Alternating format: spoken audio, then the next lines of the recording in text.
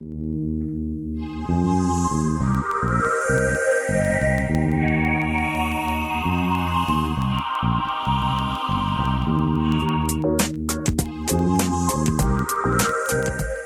to Just Energy Radio with your host, naturopath and medical intuitive, Dr. Rita Louise. We have learned from Einstein's theory that matter and energy are one. Physicists believe that all systems in nature have their own particular way of vibrating. From the swinging of a pendulum to the waves of the ocean to the light that brightens the sky each day, each of these oscillates at its own unique rate. The same holds true for every thought, feeling, event, or word we speak. Each has its own frequency or rate of vibration. What many of us don't realize is when we take everything in our universe down to its simplest form, it is all just energy. Join Dr. Rita Louise on a journey through time and space where past, present, and future collide. Today, what you believe may be called into question. What we want to know is, who made up the rules? Be brave and step outside the box. We are about to turn our world upside down and venture into the unknown. Hold on. We are departing our own beliefs and entering alternative realms. Enjoy the possibilities.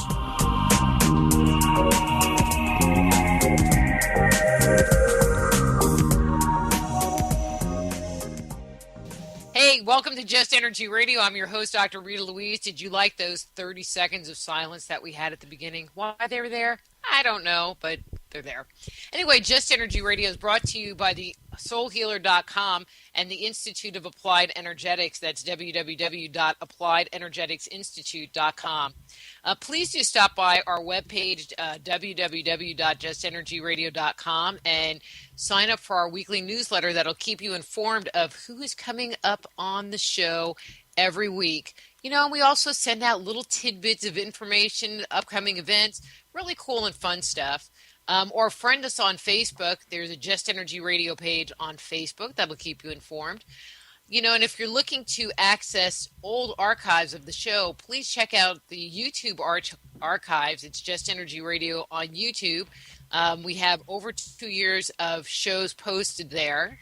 And if you go subscribe to the network, it is actually growing and growing, and it just amazes me every week with so many people that are just enjoying the programming that is being offered here. So thank you all very much for listening. I don't know. I'm a little thrown off by the dead air at the beginning. Anyway. This week, we're going to be speaking with Mike Bara about his new book, Ancient Aliens on Mars. So the last time he was on, he was talking about ancient aliens on the moon, all right, hang on, ancient aliens on the moon. Well, now we've gone out in space, and we're now going to be talking about Mars. So let me tell you a little bit about Mike, and we're going to get him on the air because we got plenty to talk about. Mike Bara is a New York Times best-selling author and lecturer. He began his writing career after spending more than 25 years as an engineering consultant for major aerospace companies, where he was a card-carrying member of the military-industrial complex.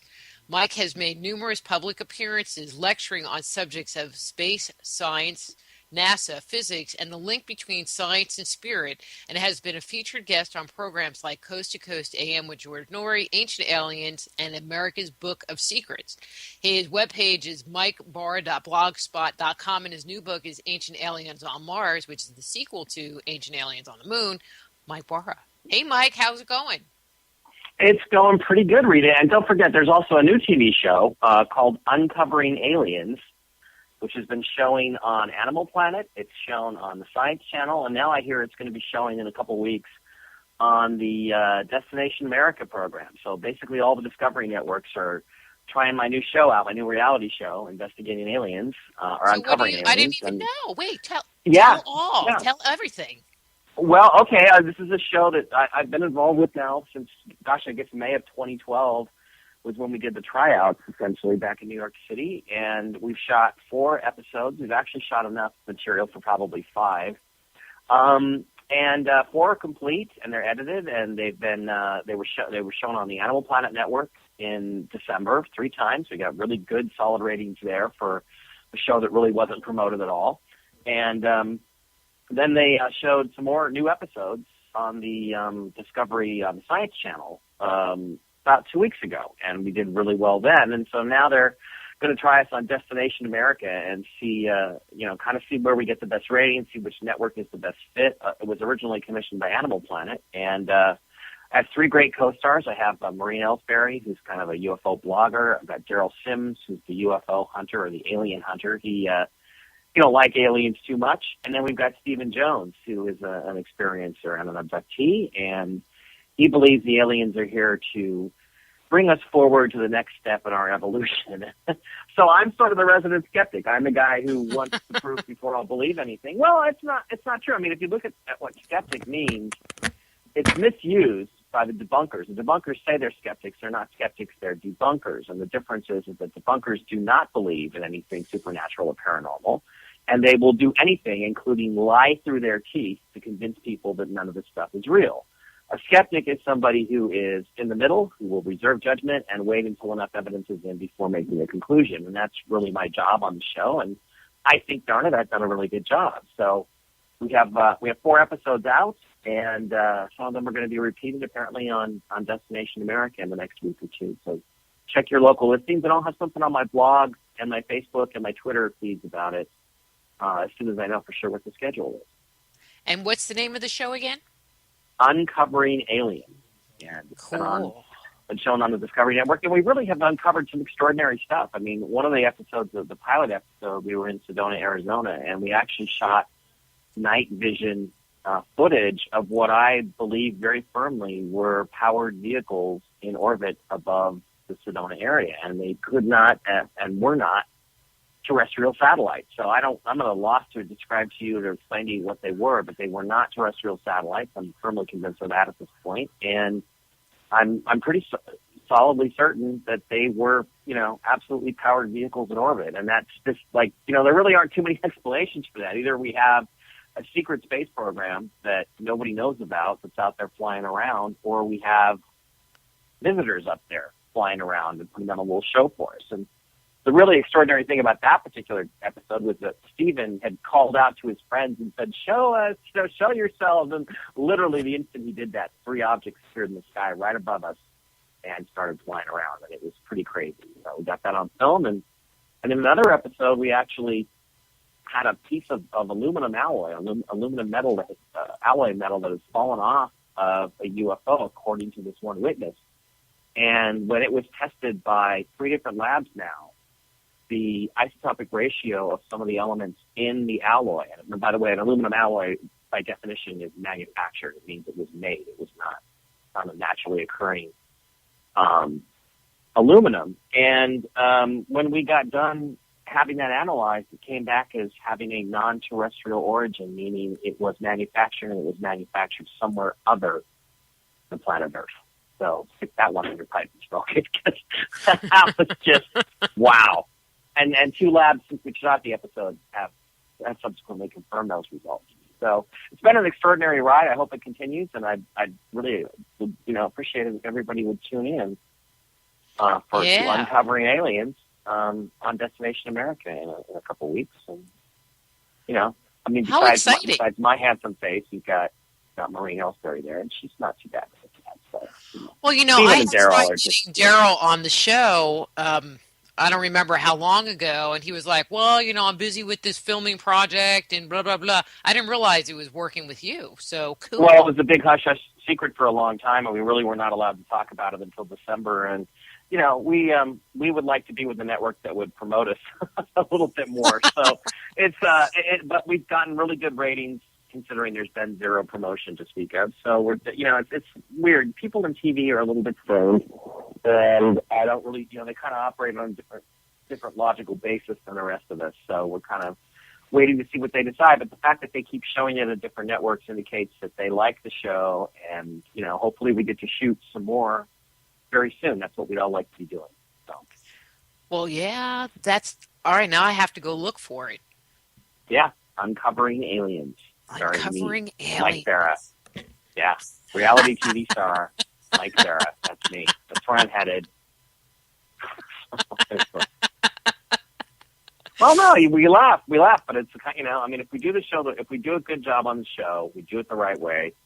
I think that the TV audiences are ripe for a really good investigative show on this subject, and the ones that have come before have disappointed. Let's just put it that way. UFO hunters and chasing UFOs didn't do so well. So, I mean, is this kind of like one of those shows where you just go out and try to find something, or is it a little more sciencey based? Where it is a little more sciencey based, which is why the Science Channel is kind of a good fit for us, because we one of the standards we set for the cases is that there has to be something that we can test. In other words, something that we can investigate in real time, and we try to keep that whenever possible in the as a crucial aspect of the shows that we shoot. And most of them don't do that. I mean, we're not going to just go out and wander around, an old abandoned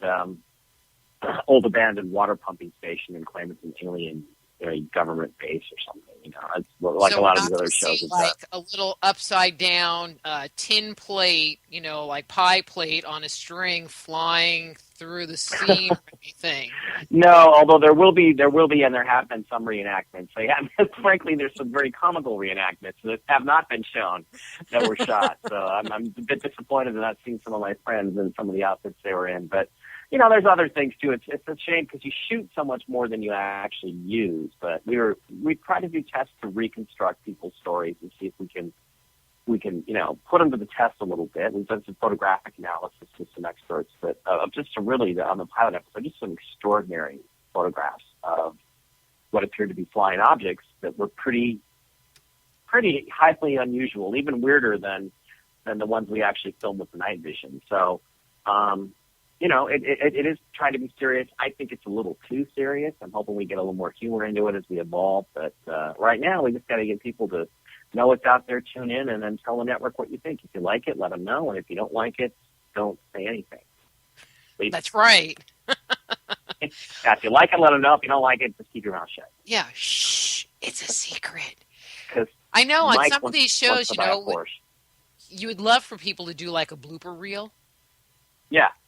Well, it's difficult. For instance, we did not have the time or the budget to do another test, a second test of the metal that was given to us in the Foggins case. But they did go out and find 2 independent labs and have them retest it, and their results were even more extraordinary than the first lab. And the result of that was, the bottom line is that we now have 3 solid, qualified labs that have done spectroscopy. Okay, they did spectral analysis on the metal, and it ain't from here. Sorry. And it hasn't disappeared? And no, it hasn't. They still have the sample. So, there is a story around that, and this did not make it into the show, the episode that we did. This was an episode called Abductions and Bright Lights. So it's actually episode 2. And, in that episode, one of the things that did not come out was that they had originally, when he got this material, this thing just fell off of a UFO basically, or was shot off. It's I'm not sure of the story, but the bottom line is he got the sample from this UFO, and it originally had some red material on it, on the side that had been kind of molten and then solidified, and he sent that out to a government lab. Of course, it came back without any of that stuff on it, and all they would tell him was that the red material was organic. So again, it's one of these things where you could have probably done a sampling of the red material that was on the metal sample, and had it come back with extraterrestrial DNA, we would have a case closed. Although I think we've already got a really solid case that this stuff is extraterrestrial and was made somewhere other than the Earth. To the government? Yeah, I don't. They're not. They're just without not keeping some sharp. Yeah, they're just not thinking clearly. And it's really funny because one of the things that's gone on in all the episodes is I'm always sitting, people say, this happened and that happened. I'm like, did you shoot any video, take any audio, got any photographs? It's like most of the time it's like, no. I've got a T-shirt now that just says video, photos, audio, ? So, because people I don't know, I think they have these extraordinary experiences and they just sort of forget. They get lost in the moment and forget, I better shoot this on video. So, Fortunately, when we were up on a mountaintop near Sedona, we were out there specifically with cameras to shoot and look for UFOs, and we got some. That's pretty cool. Well, pretty cool.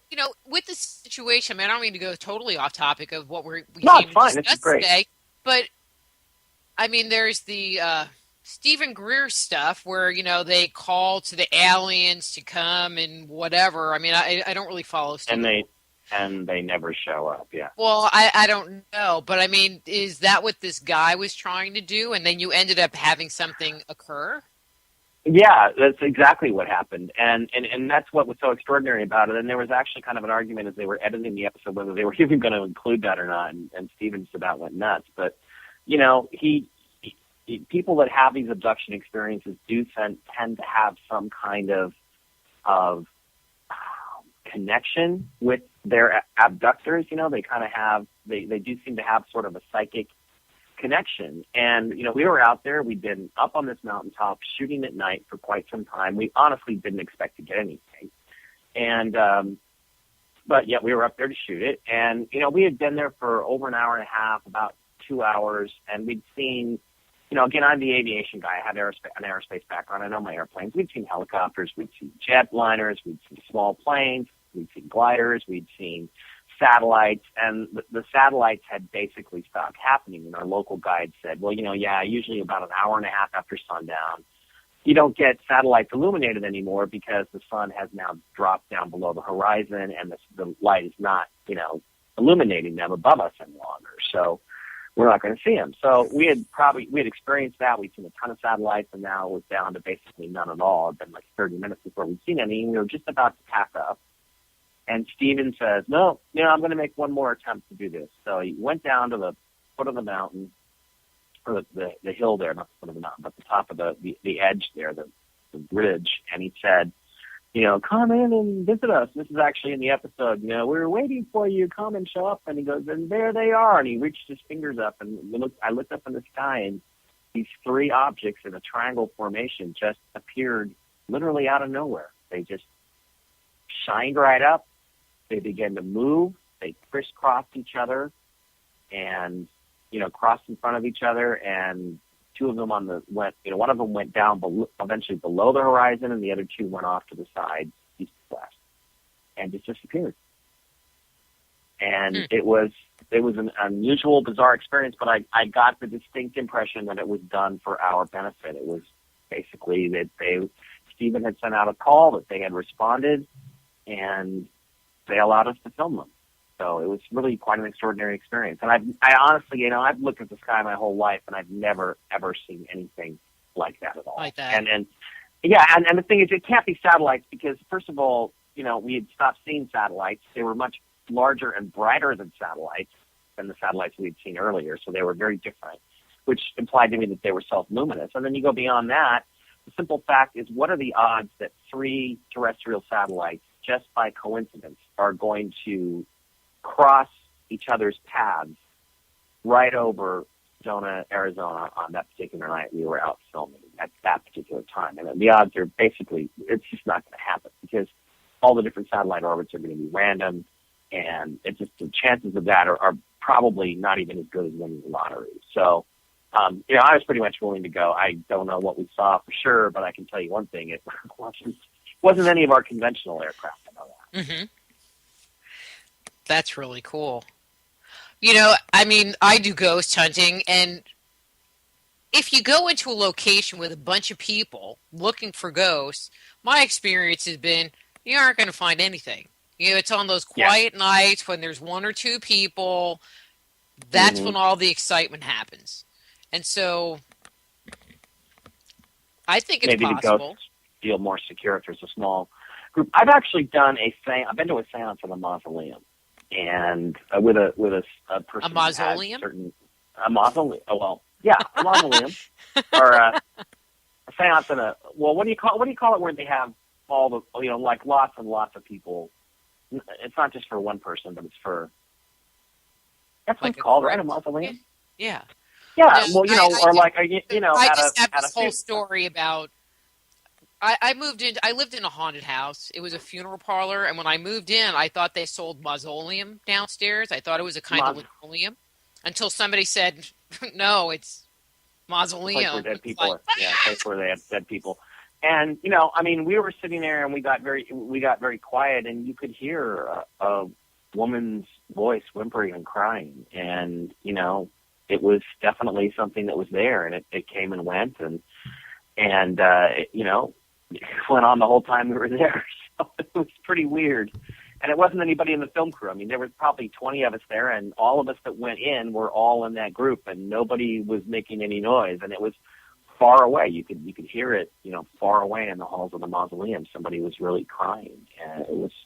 I got to conclude it was probably a spirit. It certainly wasn't anybody playing any tricks on us. Mm-hmm. We were all there.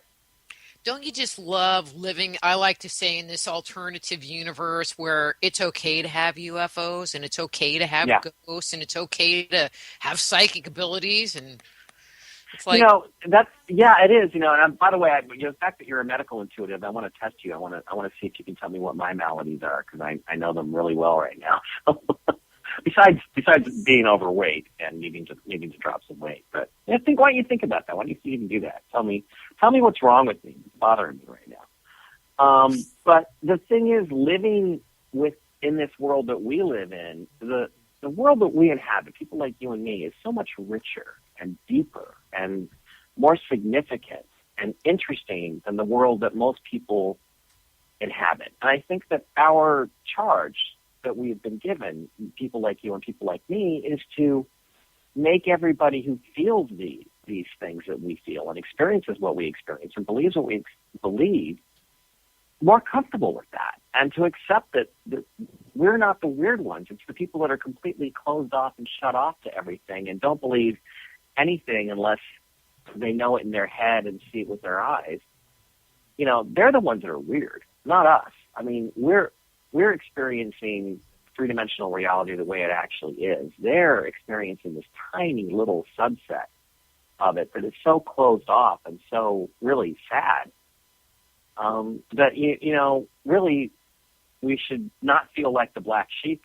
They should be the ones that feel like the black sheep. I mean, what's, quote, normal is pretty bad. It's a pretty dead existence, and it doesn't have a lot of hope in it. And we do. And, I think it's important for everybody that's listening to this program and that we reach to understand that, it's okay to think this way and feel this way and believe these things, because they are real and they're just as valid as the other guy's worldview is. And in fact, it used to be that everybody thought the way we thought, and the world was probably a better place at that time. We just want them all to come over to the dark side. Yeah, right. Right. Okay, so come on, I'm giving you a task now. You have to analyze me and tell me what's wrong. Okay, so I mean, just without spending a lot of time, because I'm trying to pay attention to what you're saying and whatever, and right. And I have my little format, but I mean, just right off the top, I feel like you have like a really acidic stomach, achy joints, and I mean, in the general sense of the word, your body just seems really, really acidic. And I hate to say acidic over and over again, but I feel like dealing with the acid in your body is going to make a bunch of the weird, achy, funky stuff that's just been popping up go away. Yeah, well, that's actually true. I have a very acidic diet, which I am slowly trying to wean my way off of. I've successfully quit Dr. Pepper, which was the hardest thing I've ever done in my life because I love Dr. Pepper. But yeah, I would agree with you. I have some digestion issues going on. I have a condition called diverticulitis, which I think is basically caused by acidity in the blood, and I do tend to eat a lot of processed foods, and what I'm slowly trying to do is wean my way off these processed foods onto more natural foods and a more alkaline diet, and yeah, that's dead on. So, and it has caused other issues in my body. There's no question about that. So, yeah, okay, you nailed it. We can talk off air. Okay, in private. In private. Just thought I'd test that, and it's funny because every time I go to an acupuncturist, I'm always like, oh, I got this pain in my head, and I got this bad back, and they're like, I want to work on your digestion. So that's what they do. It's pretty funny. They're always like, well, I mean, it's really obvious. When I look at you, I mean, I was just like, ooh, acid stomach. I mean, it's yeah. You know, Yeah, I wouldn't have from a necessarily sensitive made place, that. it is glaring. Yeah, I wouldn't have necessarily made that the number one thing that's on my mind because it's not specifically causing me But you're discomfort. used to it. But I'm well aware of the fact that it's the source of a whole lot of issues for me. Inflammation, and acidity in my blood for sure. So, yeah. Right, and Yeah, I feel like the bottom line is the acidity. You know, it's just manifesting in the acid stomach and the digestive issues, the achy joints, the inflammation, but it's really all around the acidity in your body. Yeah, and I really, I'm not that sure about how to correct it. I mean, I know changing my diet is a big factor. I wish there was a pill you could take that would make you more alkaline and less acidic. It would be great. But, Well, if I could just reach through, you're supposed to say supplement, and then I won't reach through, but supplement. I wish there was supplements I could take. Okay, much better. Help me become versus more those magic alkaline. bullet pills that the doctors give you, Yeah, well, you can say to me you want about magic bullet pills, but when, you have a major sciatica attack going and you need to pop a Vicodin, those pills come in really handy. I mean, I had a kidney stone. Last year, and I was like, wow, thank God for Big Pharma because I feel so much better than I felt 15 minutes ago after they pumped me full of drugs. So, Big Pharma has its pack uses. of Coke in an hour and just pee that puppy right out. What's that? I could have what? A 6-pack of Coke in an really? hour. Okay. Well, I'll tell you what, the next time, first of all, I hope it never happens again because it was primarily due to really severe dehydration, which part of that comes from drinking too much Dr. Pepper. But, next time I will keep that in mind and I'll try to guzzle as much Coke as I can. You'll be like, ooh, I'm having a little because the acid will dissolve it is what happens then, right? Well, basically. And the Coke, you're drinking so much. I mean, it really is the whole 6-pack, and all you're doing is peeing. So between the acid and all the peeing, it'll flush it out. Well, it was really a thing that only lasted about an hour or two. It was the least fun, probably hour or two of my life. But it was, it wasn't too bad. And I checked with somebody else who's an intuitive, not a medical intuitive per se, but a pet and people intuitive. And she told me, it's dehydration. You're just massively dehydrated. And that's why the stone formed. And I've been really focusing on that ever since and haven't had a recurrence. And hopefully I won't. So, but again, that's the kind of thing that the root cause of it is probably the acidic diet. So. Sorry, if you can hear panting there, it's my puppy. I'm just playing with him. Hi, puppy. He needs to be occupied at all times. Mine's under the desk sleeping. But then later she'll want to get on the desk or in my lap. Oh, my God, a puppy that actually sleeps? I would give so much for that. I really would. Oh, no. I mean, when we got her as a puppy, she didn't do anything. She just laid around. I'm like, what are you going to do when you're old? And now she is old and she doesn't change. She hasn't changed. I want a puppy that just lays around. This guy is just so full of energy. It's just crazy. Well, it's her tinfoil hat. It just keeps it all in. That's what it is. It is. That's what it is. Because she's a superstar and has, Yeah. Anyway. Well, she is. At her height, 280,000 Facebook fans. My puppy. Wow. Poodle in the tinfoil hat. A lot more than mine. I know. I'm like going around. I'm jealous. She got blogged about. She's more famous than both of us. Okay. And it's my dog. And all she does is sleep. Anyway. Well, yeah. Anyway, so let's talk about Mars for a little bit. It's like this conversation has been so good that I'm like, God, this is just seeming kind of boring. We can talk about anything you want. I am an author. I do have a new book out called Ancient Aliens on Mars. I would love for people to go buy it on Amazon.com because I would like to get royalties and buy myself a Porsche. However, we can talk about anything you'd like to talk about. I mean, that's, I don't mind. I pumped my new TV show. I just pumped my book. As long as I get to pump the book 2 or 3 more times, we can go anywhere you want with this conversation, Rita. I'm yours for the hour. I think it's an hour, right? 2. So, and I have you for another hour and a half. 2? Oh my God, really? 2? Okay, all right. I didn't know that. Sorry. Yeah. Well, let's just get into the meat, because there have been so many YouTube videos that have come out and people posting stuff about all of this weird crap on Yeah. Mars. I don't even know what else to call it. Crap. Yeah. That some of it you look at and go, maybe. And other the ones you look at and go, I'm not really seeing it. But where are people finding these images to even say that they're coming from Mars? Well, they're finding them on the daily PanCam images coming from the Curiosity rover, and it's basically driving through, ruins of an extraterrestrial civilization that once existed on Mars, and it's finding all kinds of tools and bits and machinery and artifacts that are left over from that civilization that was there, hundreds of thousands, if not millions of years ago. And I think that, NASA knew that when they landed in that particular location.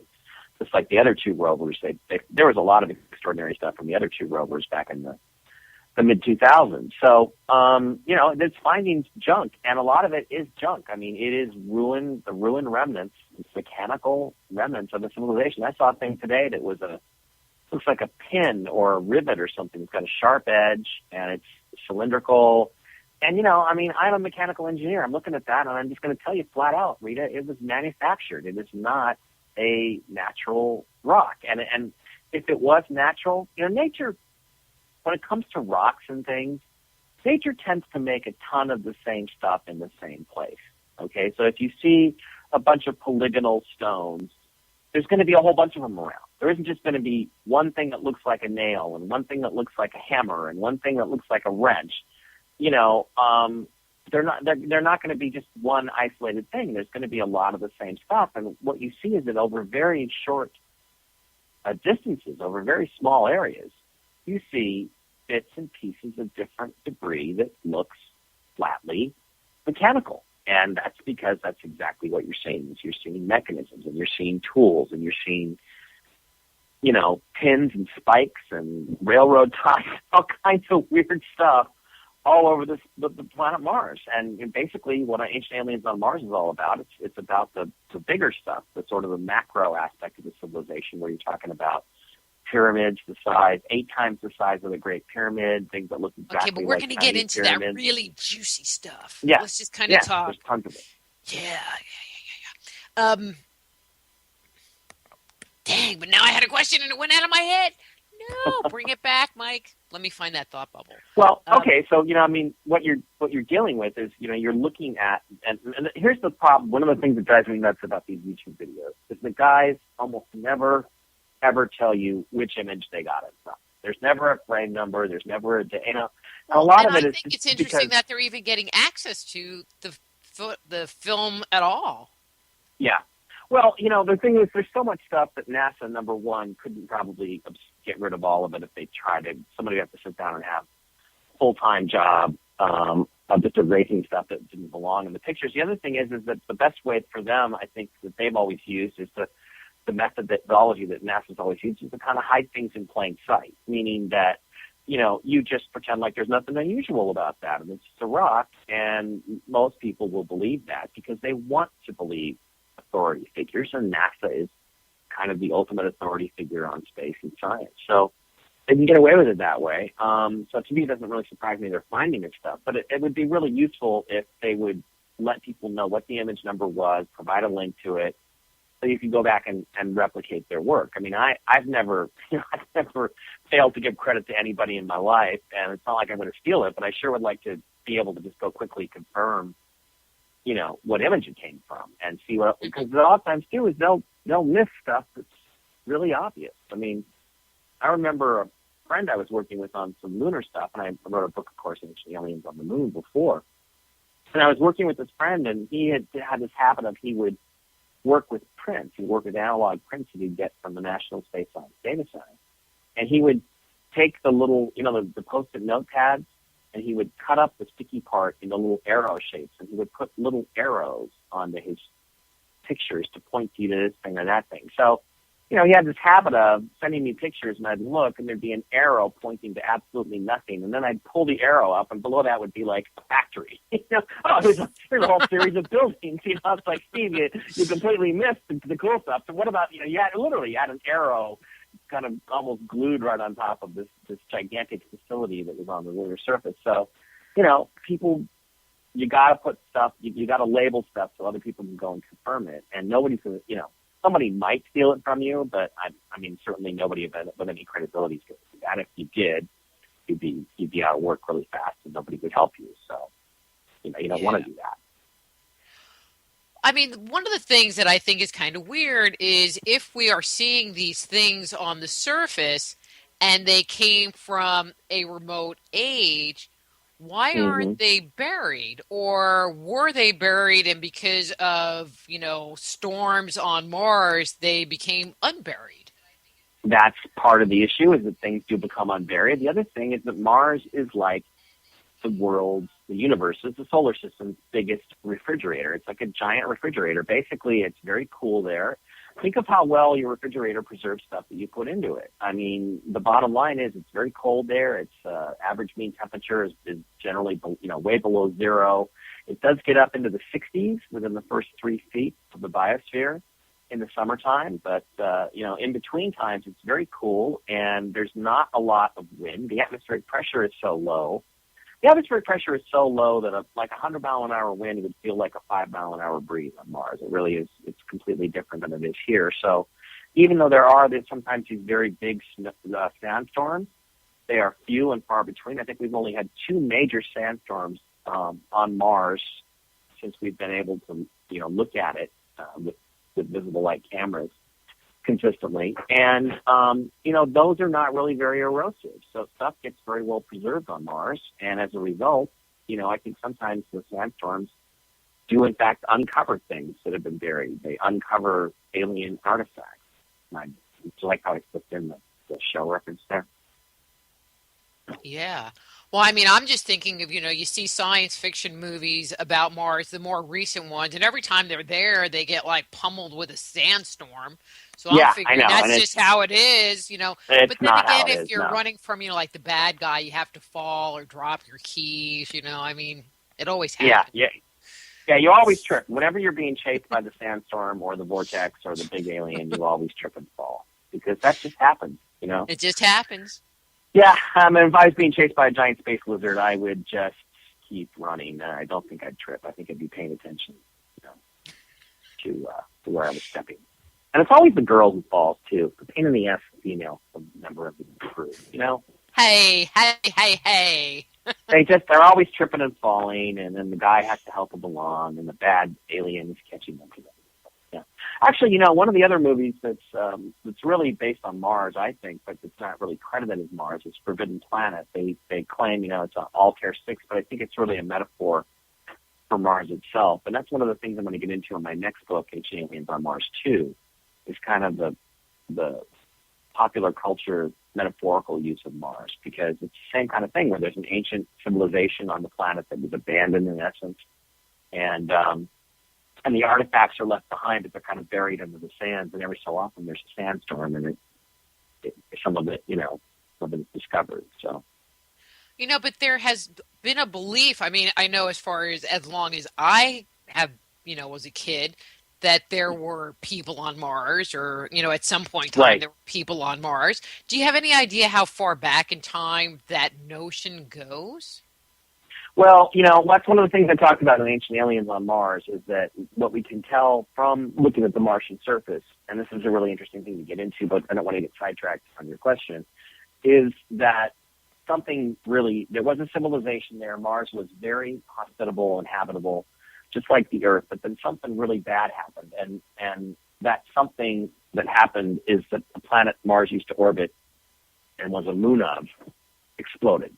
And the result of that was that the civilization was wiped out. So the question is, how do you place that in a time frame? I mean, when do we think this happened? And one of the things I did discover in writing the book was that there is a scientific paper out there, a recent one, that says that Mars' orbit was actually very, very circular, about 1.35 billion years ago, which in geologic terms is not really very long at all in terms of the age of the universe.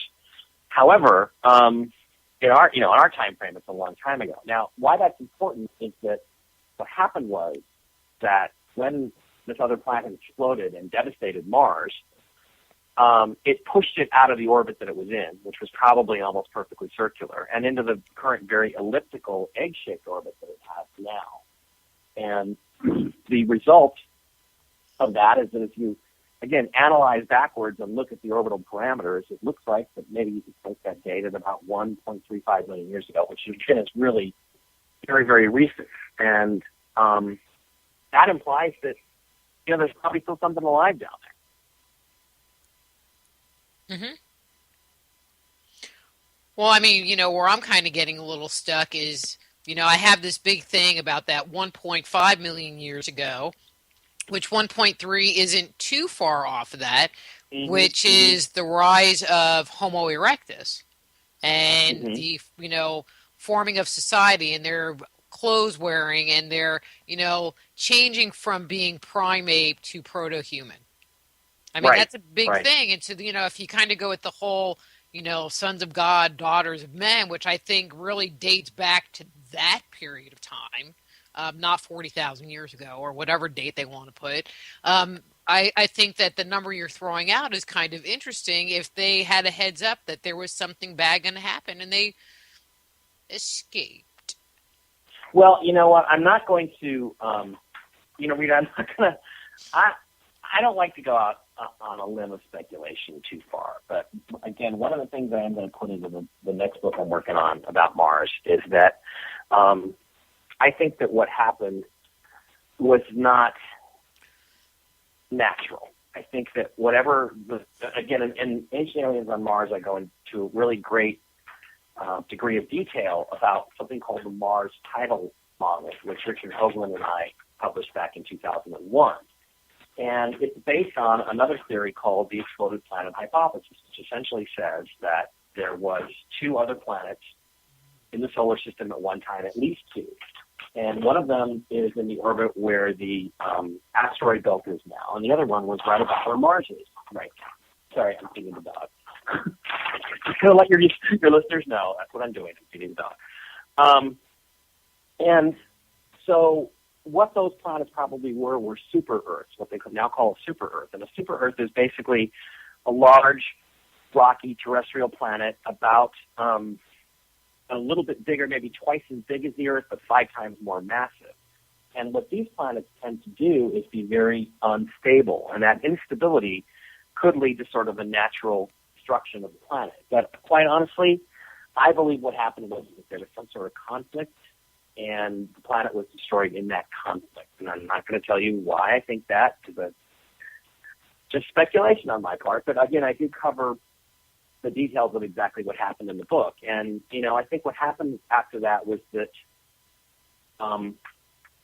first of all, I think that, and I talk about this in my second book, The Choice, which I think is where you and I first got connected. And in that book, I talk about what happened, and I think that there were 3 different Earths in this solar system. There was this planet here, there was Venus, which I think was habitable, and then there was Mars, which was actually a moon of this larger world. And, they all, in this major catastrophe of this explosion that went on, 2 of the 3 were destroyed in terms of being able to support advanced life. But I think what happened was that the Anunnaki civilization there, or whatever you want to call it, probably lived underground on Mars for a long, long time. And then I think that was not viable anymore, because I think if you look at human DNA, and there's no question that there's been some sort of intervention, some sort of extraterrestrial influence in our DNA, because the bottom line is modern man just suddenly springs into existence about, 40,000 years ago. And really, we can only trace our origins back at most to about 250,000 years, which is when Zechariah Sitchin says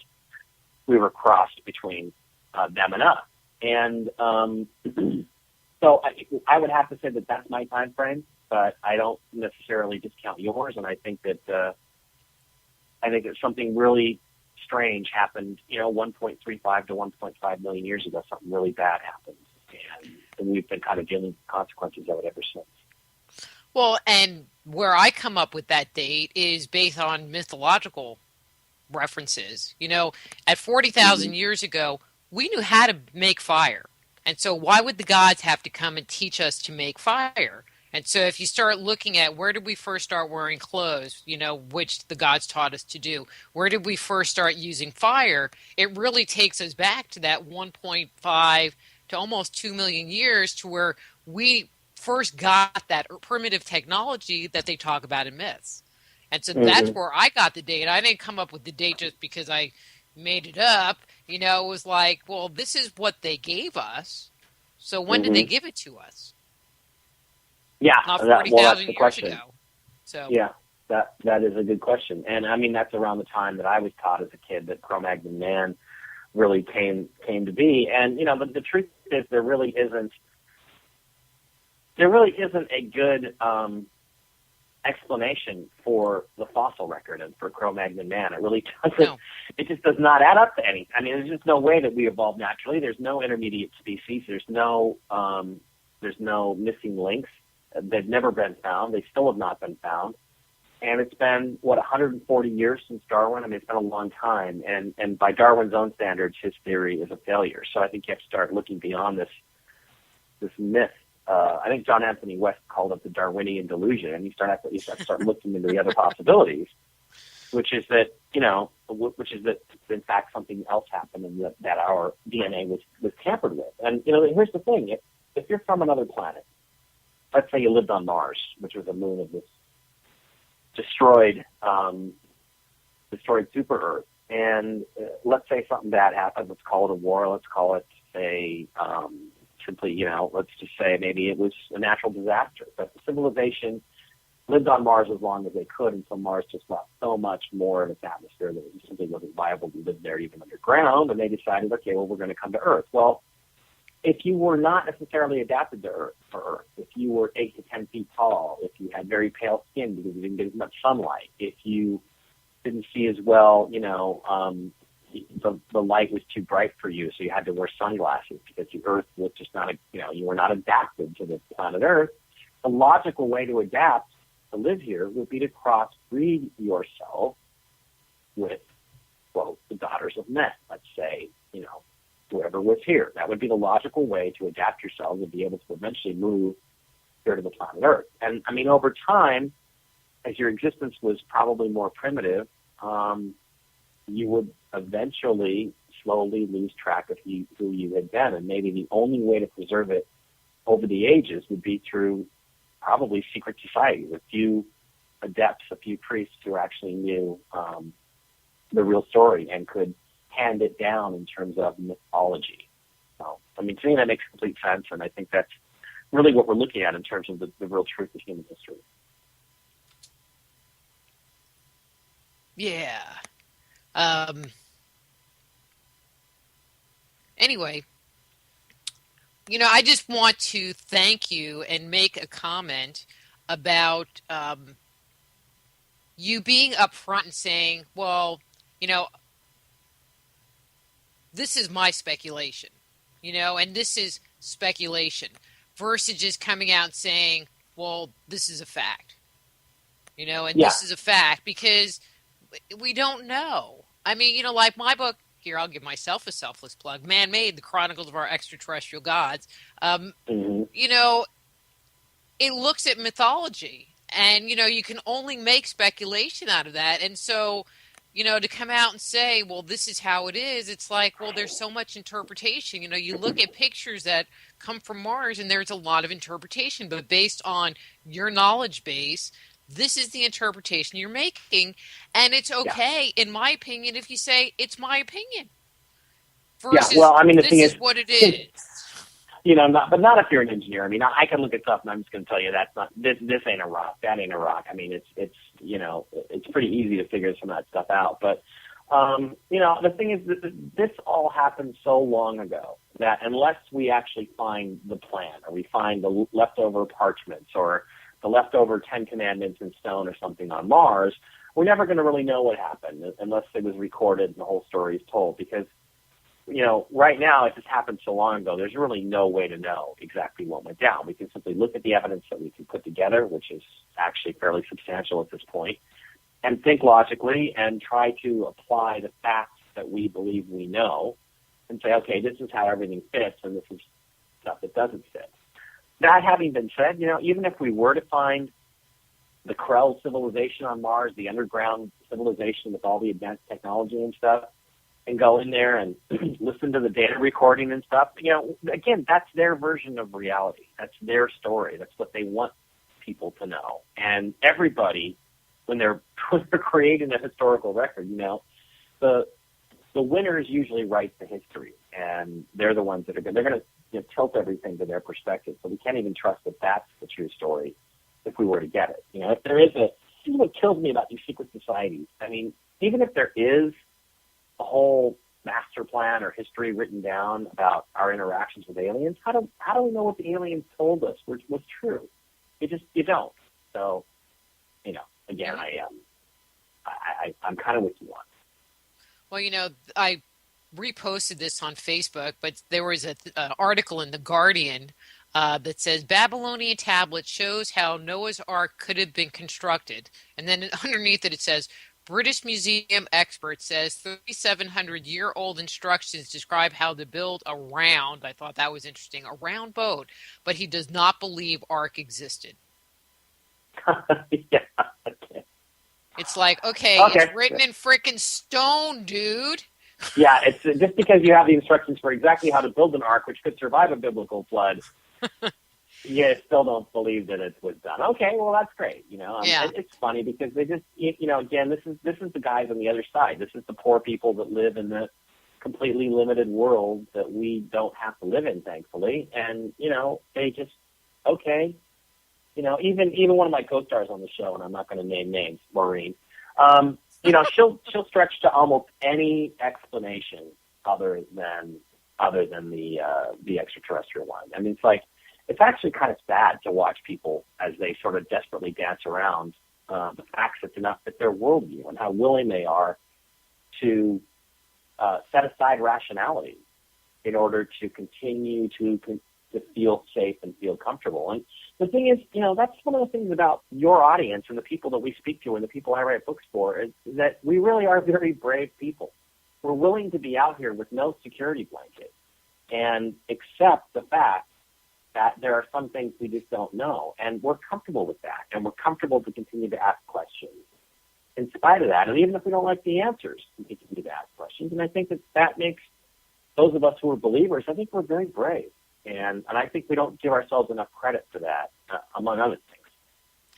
Until those mean people write mean stuff about you on blog posts that you can't delete and tell you that you're an idiot. It's just like, well, if you read the article, then maybe you'd even understand what I was talking about in the first place. Well,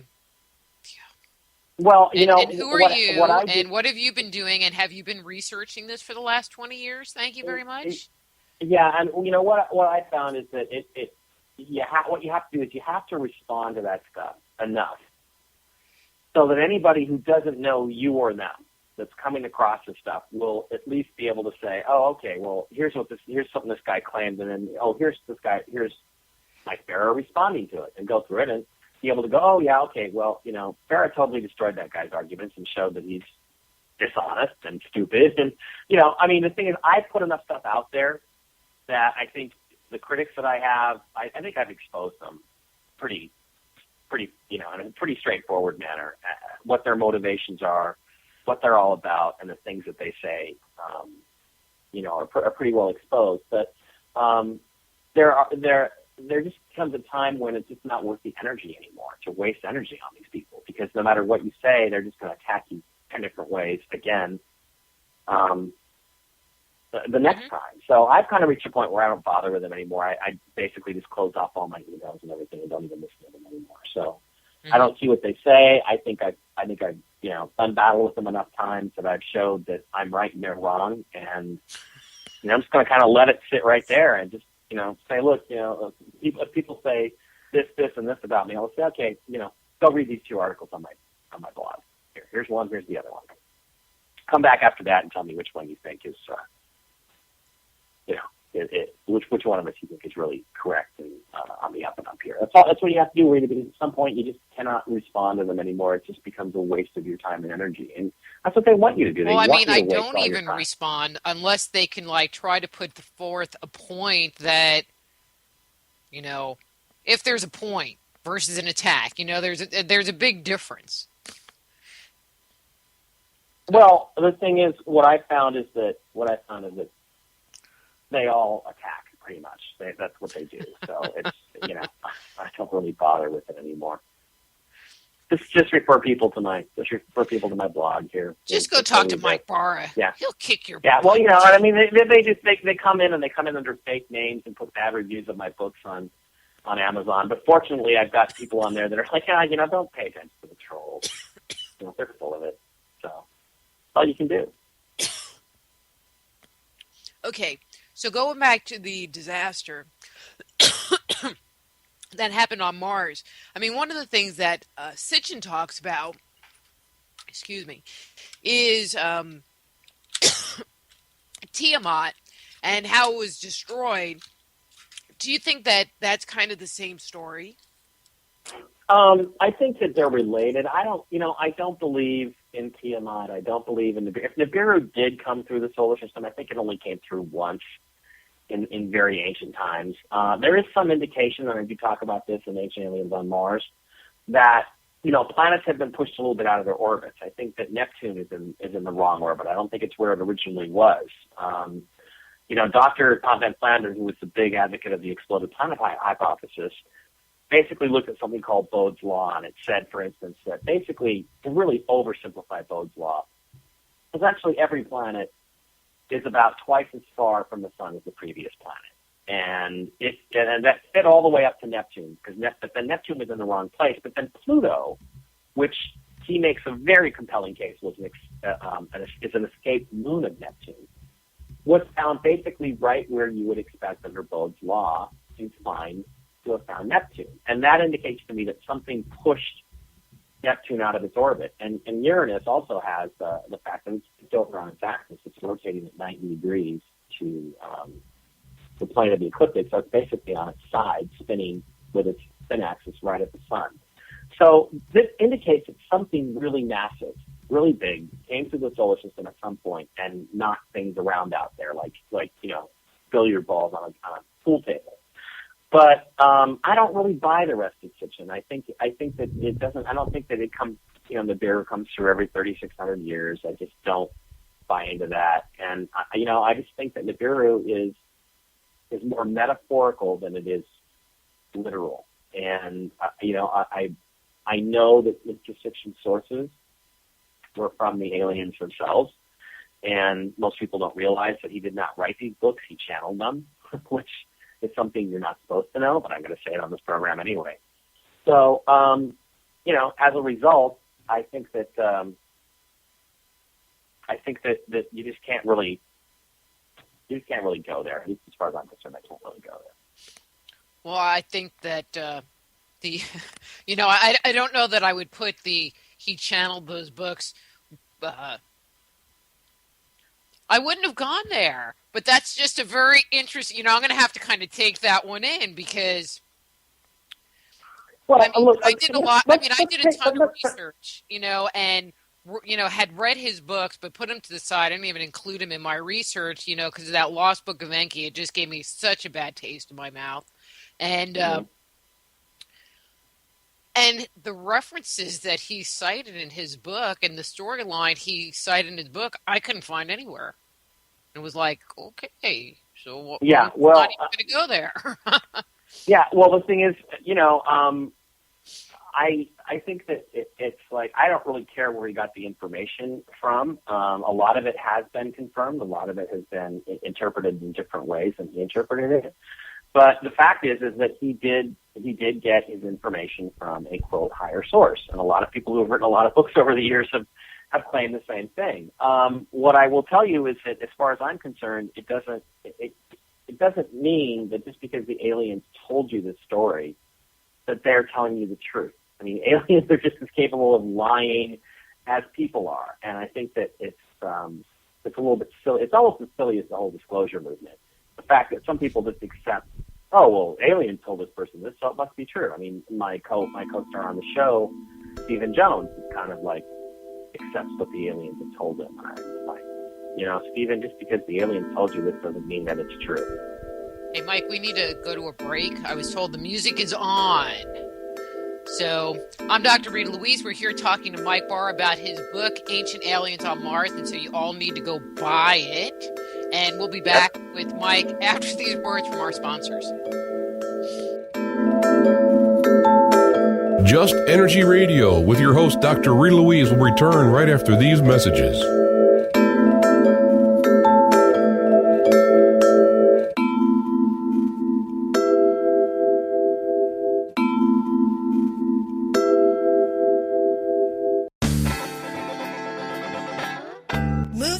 Crossroads in your life and discover alternative solutions to your deepest concerns at soulhealer.com. So whether it's a physical problem, an emotional issue, a question about work, or troubles in your relationships, naturopath and medical intuitive Dr. Rita Louise can help you. Bring peace, harmony, and health back into your life. Schedule a session today. Visit soulhealer.com right away and live the life you've been dreaming of.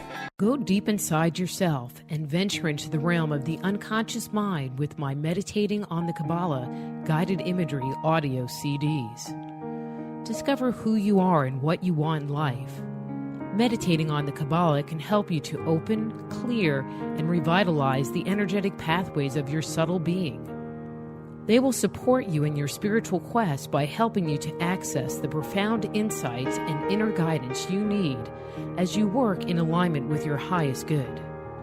Let them help you to release negative thoughts and emotions and clear away any limitations that may be keeping you from experiencing your full potential. Walk down the path to health, healing, understanding, and enlightenment with Meditating on the Kabbalah. Order your copy today at www.soulhealer.com. That's right, that's www.soulhealer.com. Before we get back to the show, I want to thank all of you for tuning into Just Energy Radio this evening. Many of the people I've helped over the years were listeners just like you. If you're at a junction in your life, don't stand alone at this important time. Call me or send me an email. We can set up a private consultation so that you too can experience wholeness in your life. To find out more about the services I offer, visit soulhealer.com.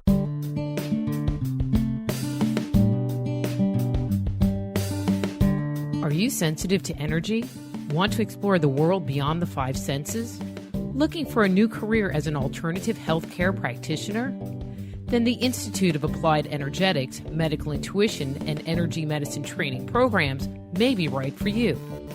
Our comprehensive curriculum provides students with a deep understanding of how to detect, evaluate, and transform the subtle body, as well as techniques for correcting energetic imbalances that may underscore a person's ability to experience radiant health. So if you are sensitive to energy, contact the Institute of Applied Energetics right away. Be a catalyst for changing the way healthcare is done around the world. Visit www.appliedenergeticsinstitute.com and start your new career today.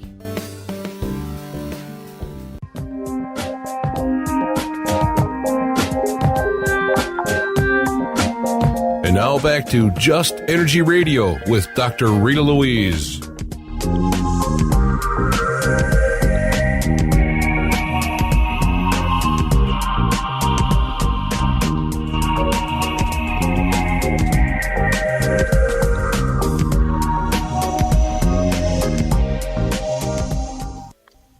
Hello and welcome back to Just Energy Radio. I'm your host, Dr. Rita Louise, and we've been here talking to Mike Barr about his new book, Ancient Aliens on Mars. That's available online at Amazon.com, BarnesandNoble.com. I'm assuming that you can get the Kindle. Can you get the Kindle version? Absolutely. There's Kindle versions of Ancient Aliens on Mars, Ancient Aliens on the Moon, The Choice, and Dark Mission, all four of my books. All of them? Absolutely. Get the package deal. Yes. In fact, that's what I would suggest you do. I would suggest you actually go on there. And what you should do is you should buy all four hard copies and then all four Kindles. because again, Mike would like to buy a Porsche. So. Well, just put that energy out there, that good mojo. It's been out there for a while, so. Hey, at least they let you on TV. You know, I'm still working on they should have like Fund Me on TV. Yeah, well, I hear you. Maybe we can help each other out with that someday. Well, that would be very cool. That'd be very cool. Anyway, let's get to the really juicy part, because this is, I was like, don't go there, save it for the second hour, keep people waiting, because, when you talk about Mars, you got to talk about the face. So let's just go there in this hour. So I have to tell you, there are certain things that you see or you experience that just are kind of etched in your brain. And there are 3 images that I recall seeing when I was young, I'll say young, that are still kind of etched in my brain with this awe. One is the Moai on Easter Island, seeing those for the first time and going, whoa. The second are the lines in Nazca. And the third was that face on Mars. And what was it, Life magazine, Time magazine? I don't know. It was some magazine. And I just remember walking by the newsstand going, whoa. Really? I didn't realize it had made the cover of Time or Life magazine back in the day. I didn't realize National Geographic. I don't remember. It was a really long time ago. Yeah, like 1976 time ago, like a long time ago. Yeah, I was it that long ago? Yeah, it was that long ago. But no, it made the cover of a magazine. I think it was Time magazine. Yeah. If I kind of think about the image, I think it was Time magazine. Okay. But all right. I don't remember that, but that's cool. Oh, are you trying to say that like I'm older than you, Mike? No, because I know you're not. But yeah, that's right. That's right. Even if I am. But anyway, so what was your involvement with that? I mean, because I know that you've worked with Richard Hoagland a lot. Right. And, so did you work with him on that project? Or, how did that whole thing, let's start at the beginning. How did that whole thing start? And let's just kind of come into present time with the story around that. Yeah, well, Ancient Aliens on Mars has just a ton of stuff about the face on Mars. I mean, I really didn't want it or expected it was going to be that way, but it turns out that you can write almost 50,000 words, almost all about the face on Mars if you want to. I actually had to take some stuff and push it into the sequel, which I'm working on right now. But it is a large object that looked like a human face that was found on a Viking image, a Viking 1 image, which was a probe that NASA sent to the planet Mars in 1976. And I remembered vaguely the face on Mars, being photographed and it showing up in the newspapers. And the next day, NASA held a press conference and said, "Oh no, it was just a trick of light and shadow. And we have another picture that was taken on the next orbit, and it doesn't look anything like a face." Of course, they never showed us that second picture, and the reason they never showed us that is because it turns out subsequently that it does not exist and could not possibly have existed. So, as a result, there never was another face image for quite a while until the early 1980s when a couple of NASA contractors dug up the face on Mars picture and then went looking for other ones. And they eventually found another one that was about the same sun angle, slightly higher sun angle, showed you a little bit more of the shadowed left side of the face, but was actually misfiled. So the only reason they found it was because they just kept looking and looking and looking and looking, regardless of the fact that it was, they suspect, deliberately misfiled. They eventually developed some image enhancement techniques, and this really kills me. I get a lot of abuse from people who think they know about image enhancement because they can use Photoshop or they use some proprietary program that NASA has. And the reality is that the image enhancement process was almost invented by the people who did the original work on the face of Mars. The tools we have in Photoshop today are direct descendants of the tools that were created to analyze the face on Mars in the region of Mars called Cydonia, which is where it was located. Now, this image enhancement stuff continued, and, I kind of lost track of it. I got interested in UFOs, but then I wasn't impressed by UFOs because, again, I didn't have any proof. I couldn't put my finger on them, and I could never get the data to stand still when it came to UFOs. So that always really bothered me. But then in the 1990s, I was working at Boeing, and I saw some of my coworkers all in a room under lunch hour. I went in there, and there was this video of this guy, Richard Hoagland, speaking at the UN and talking about Cydonia and the face on Mars and the DNM pyramid and a bunch of other objects around the face that appeared to be artificial. And I was extremely impressed with his logic, his reasoning, his information. And through a series of what I now have decided are not coincidences, I ended up working with him in the mid-1980s, 1990s, when his website launched. I started writing articles for him about various different aspects of it. And I was kind of a co-investigator with him on the later images of the face on Mars that were released in 1998 and 2001. And over the years, we eventually took all that stuff and put it together into Dark Mission, The Secret History of NASA, which was the first book I wrote, and I co-wrote it with Richard. So that's how I got from there to here. And I will just tell you that, in recapping a bunch of this information for a younger audience who's never heard of the space for Ancient Aliens on Mars, I've been 100% convinced it's artificial for a long time, and all it did in revisiting all this stuff was just reinforce to me how deep and extraordinary and extraordinarily resonant the data is, how strong it is, how well it stands up, how many times the independent investigators like Richard Hoagland and John Brandenburg and others who were involved, Dr. Mark Carlotto, how their predictions have consistently been validated by better and better images, and how NASA's predictions and claims have been consistently refuted, and time after time after time, when a test has been set up for artificiality, the face and the other objects in Cydonia have passed it basically every single time. So to me, that constitutes something I can put my finger on, that I can prove, and that I believe very firmly is something that I will go out and, proselytize about. I will tell people there is an artificial civilization. There's artificial structures on Mars from an ancient civilization, ancient alien civilization that may or may not be related to human beings, but it's definitely there. And I think the face is the key to unlocking it. I think it was a marker that we were supposed to see from orbit, and sure enough, we did, and it just opened up so many mysterious aspects of the planet Mars that we're only now really beginning to understand and appreciate. So there was the initial images that were taken. Have they ever gone and rephotographed that area?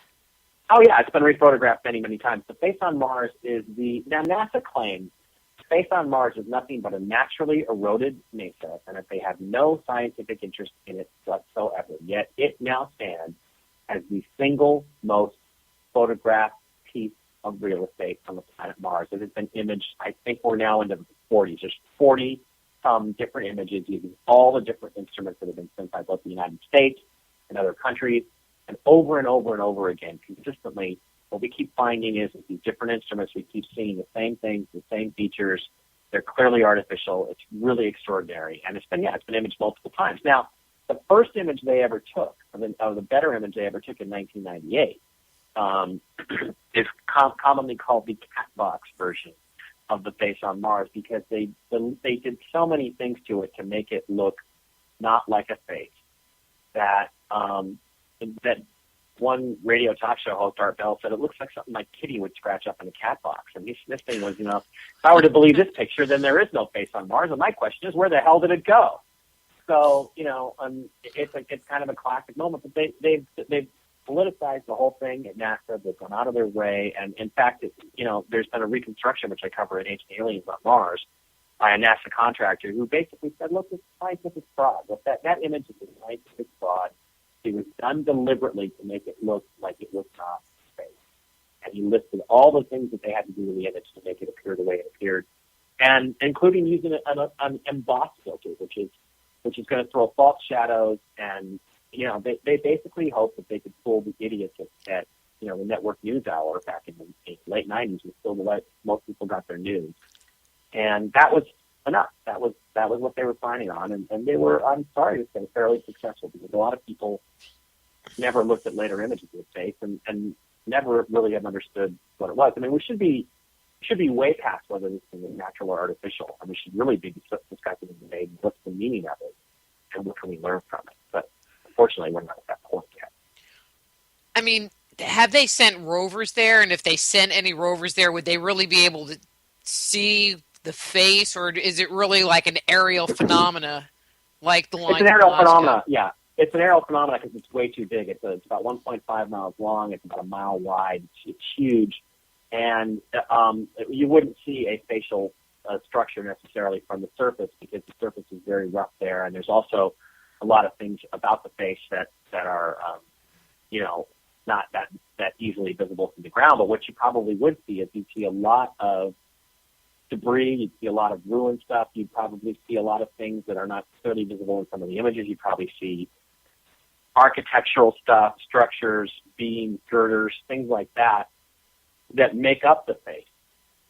And if you were to actually try to ascend on it, you would definitely see signs of artificiality as you approach it. I mean, one of the things I did with Ancient Aliens on Mars is I've done some enhancements from the Mars Reconnaissance Orbiter images, which are incredibly good. They can get all the way down to the resolution of you can see things about as small as a car. And you can really get down in the details. And there are areas on the face that you can actually see support structure, and then you can see that a roof has collapsed into a hollow area, and you can see the support structure all around it. It looks like the collapsed roof of a stadium, like a domed stadium on Earth, and you can clearly see these things down at the detail level of the Reconnaissance Orbiter. And the cool thing about the face is that at the very, very high detail level, you can see rooms and walls and structures. And at the lower detail level from farther away, you can see the bigger picture, the fact that it's definitely meant to be a curved marker. It looks like a face. It looks like a human face staring back at you from the surface of Mars. And that's, it's pretty extraordinary, but it is a reality, and something I think that I document and support really, really well in the book, in Ancient Aliens on Mars. Like, I really back that up. And what I find interesting is that it's not just the face there. There's that whole complex, and I find that it just, to me, makes there be more evidence or more credibility that there is something going on there in that region. Yeah, there's no question. I mean, what you're looking at is the actual structure you're looking at the remnants of a civilization. I mean, there's massive pyramids and so forth there. There are basically you've got any kind of artificial structure you could want is there. There are pyramids there that are actually five-sided, a pentagonal pyramid called the D&M pyramid, and it's it's an amazing structure. It's got two lines of bilateral symmetry, meaning it's symmetrical about two separate axes. And we couldn't see this until we started getting some better pictures of it. But that's extraordinary. There's no way a naturally eroded mountain could be could have that. It just doesn't happen in nature. And it's a completely isolated pyramidal landform. It's not like it's part of a chain of mountains, because mountains can occasionally be pyramidal. It's actually a separate pyramidal structure that's sort of set aside on the surface. And then you've got these things are massive. These are 10, 20 times the size of the Great Pyramid. But then you've got other objects that are tetrahedral pyramids that are exactly the same size as the Giza Pyramid. And there's all kinds of stuff there. And there's another rounded object called the Solus, which is a circular, like an earthen mound, like at Avebury or Silbury Hill in England, that is an amazing structure, and you can see an entrance to it. And it's got a pyramidal capstone on top of it, which we couldn't see in the original Viking data. So, again, as more and more pictures of this entire area called Cydonia have become visible, what we've seen more and more and more is that the whole place is just full of obviously artificial structures, and that there's clearly a civilization there. And what we need to do now, I think, is create the political will to go there and have ourselves a look. In relationship to each other, okay, there's the face, there are the pyramids, and so you can look at kind of a big picture and you see all of this stuff, but it's really hard to get the scale. And so if you were to guess or guesstimate how far they were from each other. I mean, a mile, a couple of miles, or are we talking, we're covering a really big piece of territory with that one image. I know what the image I know you know which image I'm talking about that shows the face and Right. then a bunch of the different pyramids. Right. We're talking this area of about 20 miles square, give or take. So it's very big stuff. I mean, it can really be huge. So, we're talking about very, very vast distances. Big stuff. But the reality is a 20-mile square, when you're talking about a whole planet, is not that big. No, but there are lots of other places on Mars that are just as big, and that have other ruins there too. So Okay, it's kind of tell. Well, I mean, again, it's in the Ancient Aliens on Mars. There's other regions. There's an area called why can I not remember it? An area in the Argyll region of Mars, which is the size of a vast city. There is another area in Hydaspes Chaos, which was photographed in the infrared and was considered to be basically identical to a cityscape. So, and infrared basically has some ground penetrating capabilities. So, I mean, we're talking about, this stuff is everywhere on Mars. It's really easy to see, and it's pretty much everywhere. So we're not talking like there's what's going on in Sedona and then there's just some places around it. It's kind of like over here, over there. It's all over the surface of Mars. Yeah, there's stuff all over the surface of Mars. Yes. So of everything, okay, so there's the face and the pyramids, of all of the structures that are there or, that have been observed so far, that's a better way to say it. Which one do you find the most intriguing? I got to come back to the face on Mars. I mean, I think that there's an incredible amount of information that shows that it is artificial. And in terms of the most intriguing, to me, it's what's the one that's the best proof that I can make the best case out of? And that would be it. I mean, I get this question all the time, and I don't have a favorite. I mean, we're talking about an area, a region, where there is a gigantic human face, okay, a humanoid face at least, and it's got all kinds of stuff around it that is obviously artificial, including a five-sided pyramid, and they're all extraordinary. So I really can't say that there's one that's the most extraordinary. They're all absolutely unbelievable and amazing. And that's because they are.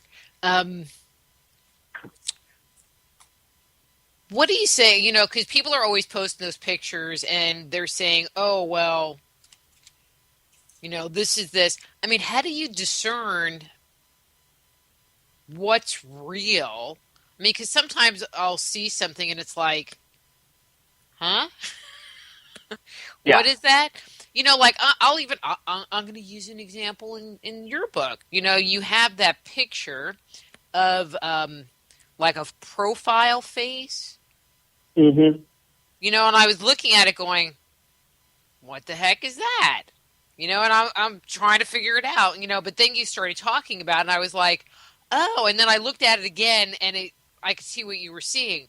But there are other images that I've seen from people that you look at the picture and then you read what they have to say and you're still looking at it going, I don't even see it. Well, that happens to me too. And you have to understand too, Rita, that not everybody can do this really easily. I mean, what you have to be able to do is take a two-dimensional picture, project it into 3 dimensions in your head, and visualize what it would look like in 3D. And that's not a skill that everybody has. That's why not everybody is an engineer, because it comes natural to most engineers. I happen to be an engineer, so this is one of these things. That 3D spatial projection happens to be one of the things that I do really well. So not everybody's like that. You may be simply one of the people who can be trained to see these things, so you can see them after a while. But the fact is, a lot of people post things and I have no clue what they're talking about. I really don't, because I look and I don't see anything.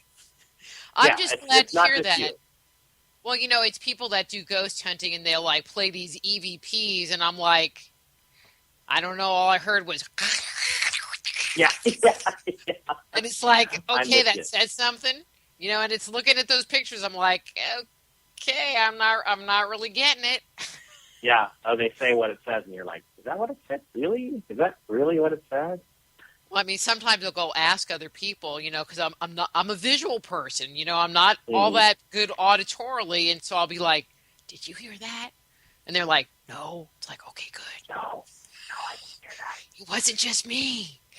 Yeah, no, sometimes I'm with you, and that's why it's so important to. There's two things that it's important to do. One is to kind of try to illustrate what you're trying to point out to people. In other words, outline things so they can see what you're seeing, because not everybody can do this just innately as an innate ability.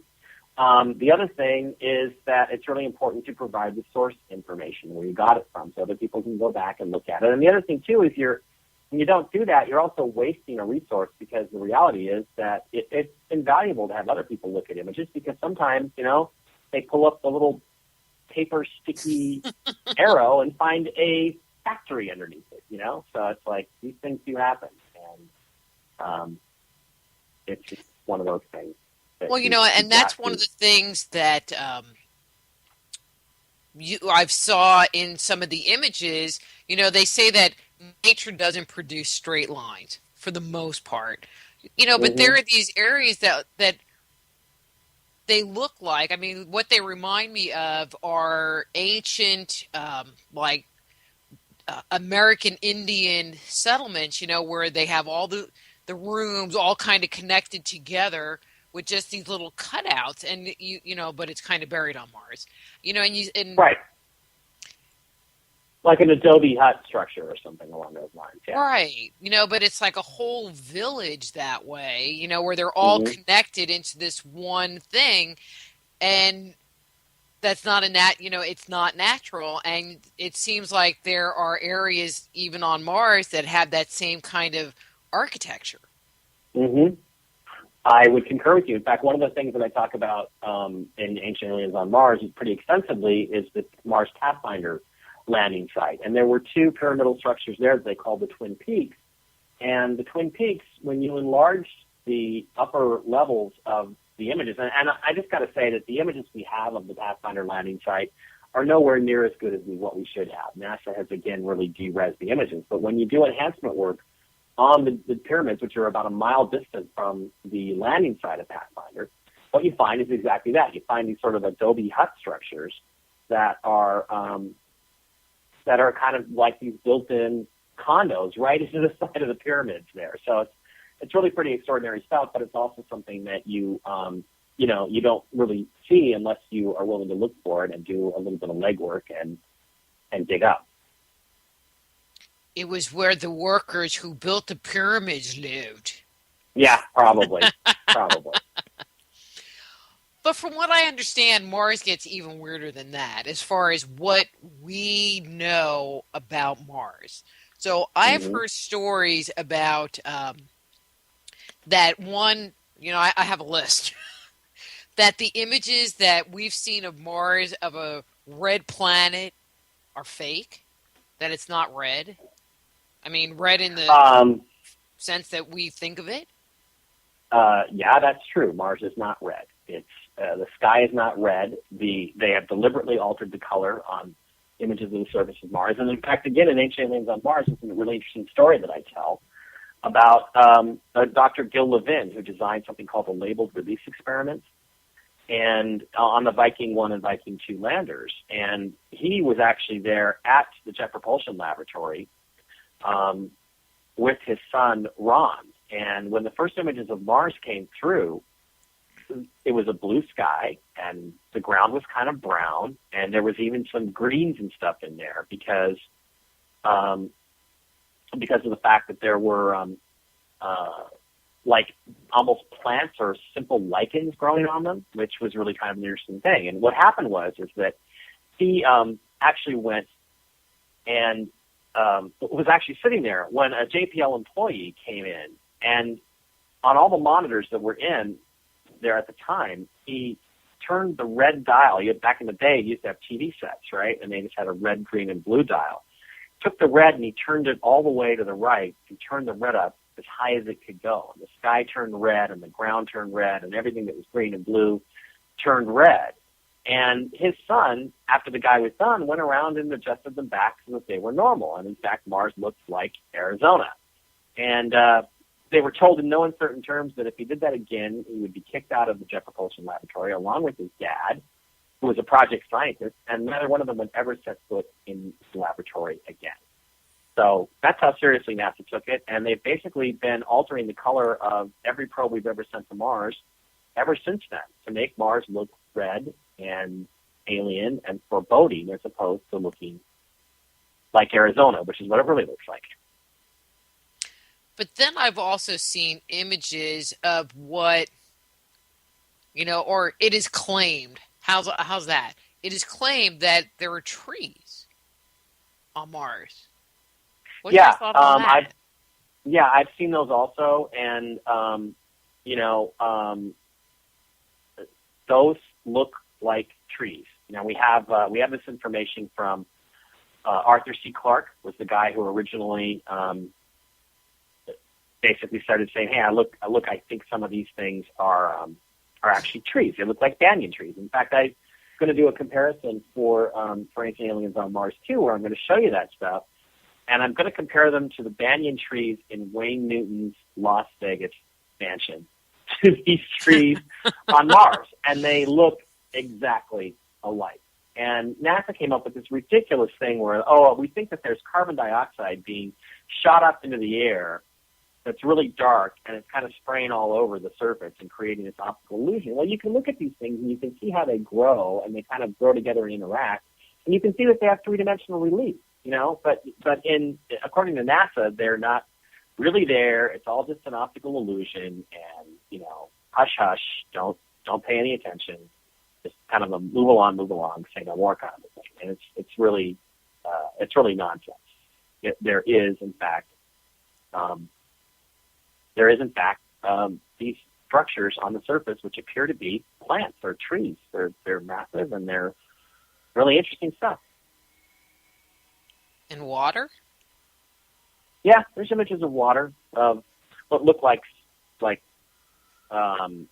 spouts, of water coming out, shooting across the desert. There's one image that I have of what essentially appears to be a river that's kind of meanders through the surface. It's very dark. It spills out into a lake, and in the lake you can even see that there are what appear to be icebergs floating in it. And you can tell that they're icebergs because you can see through the clear water to the lower part of the iceberg. You can see where the water's obscuring it, and in fact, if you zoom in even further, you can see that there are waves on the water. And NASA says, this is all just dry, and it's just really sand, and it's the dark sand versus light sand that you're seeing, and it's really ridiculous because you can really look at it, and I think anybody that was, if you weren't told that it was Mars, and you were told it was a picture of the Earth, you go, there's a river, and there's a lake, and there's some icebergs in the lake, because that's exactly what it was. Well, and they just need to have like Joe the Martian on the edge of the water with his fishing pole, catching some little alien fish, and we'd be set. Yeah, Mars, NASA's whole thing with Mars, their whole argument is essentially that's not, it may look like that, but that's not what it is. That's basically their entire argument. About everything. Hey, let's get the white out. Yeah, exactly. Let's get the white out. Too funny. And I've also, I just, think about all the YouTube videos that I've watched on Mars, that there were like these pipelines or canals. I guess they were undetermined exactly what they were, except that they were reflective. Right. And the thing about those, the so-called glass tubes of Mars, again, this is one these were items that were found by Arthur C. Clarke, and he was the one who originally brought attention to them, and he thought they looked like the sandworms in Dune, and I can't really argue with that interpretation. But what NASA claims they are is sand dunes, and what we can absolutely put to rest is the notion that they are sand dunes. That's just absolutely not the case. They're definitely not sand dunes. But because you can see a rounded shape, you can see how the supposed sand dunes are actually like arches that are a different color than everything else, and they wrap around this sort of rounded tubular structure. And in some cases, You can even see stuff inside of it. They're actually transparent. So they're clearly not sand dunes. Now, what they could be is there are pictures of ice floes on Earth that are very large that have snow filled around them that look kind of like these things, but not really exactly. So at this point, I'm down to basically either they're glass tubes with artificial structures or there's some kind of ice flow. And if they're frozen solid ice flows, then even that has really interesting implications, significant implications for the geological models of Mars. It basically means that the models that NASA has are wrong. So either way, there's much more flowing water, or water that at least once flowed on Mars that's there. And if those particular objects were to be heated up in the summertime, then the likelihood is that they would melt. They were ice. So we're kind of in a thing where no matter which way it falls, the only thing we know for sure is that NASA's explanation that they're sand dunes is total nonsense. That's the one thing we can say for sure. With the rovers, since they're on the ground, they haven't ever come upon areas that look like water or anything like that? No, they've taken some pictures that there might be some water in some sort of like long distance, like over the horizon. You can kind of see blue areas that may or may not be frozen lakes or ponds. But there's been nothing that they've come close to. I mean, look, these guys are not stupid. They don't really want you to know that there's any liquid water on Mars or that there's even the potential right now. So what they do is they steer pretty well clear of these kinds of things as much as they can. We're going to go to North Dakota on Mars. Well, they're looking for certain things, but